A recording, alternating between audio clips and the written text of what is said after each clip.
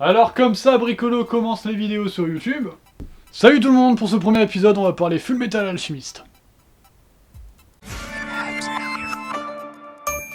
Fullmetal Alchemist, aka Agane no Renkinzoshi.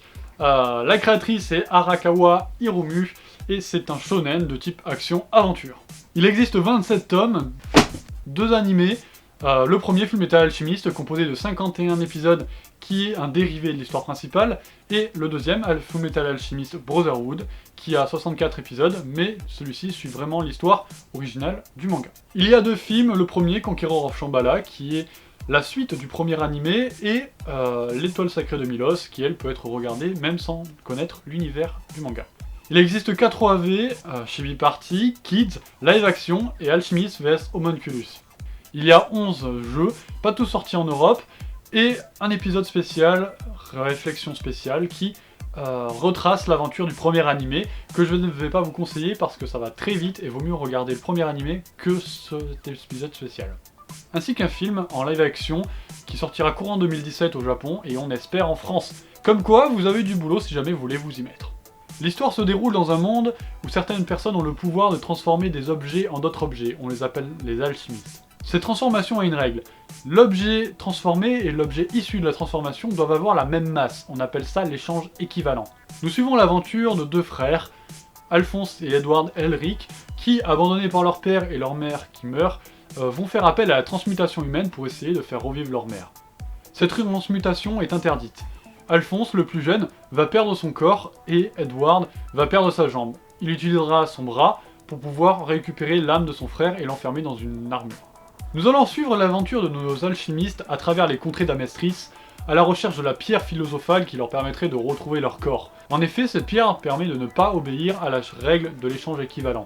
Pour l'anecdote, le principal doubleur de Edward Elric, Arthur Pestel, a doublé de nombreux personnages dans d'autres séries animées.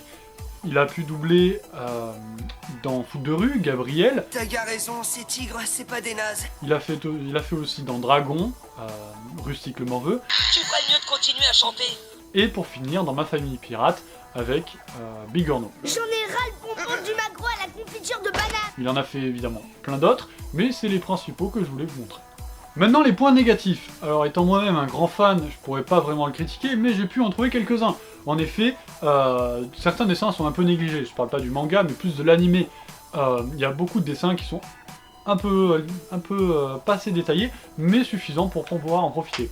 La première série n'est pas assez fidèle aussi.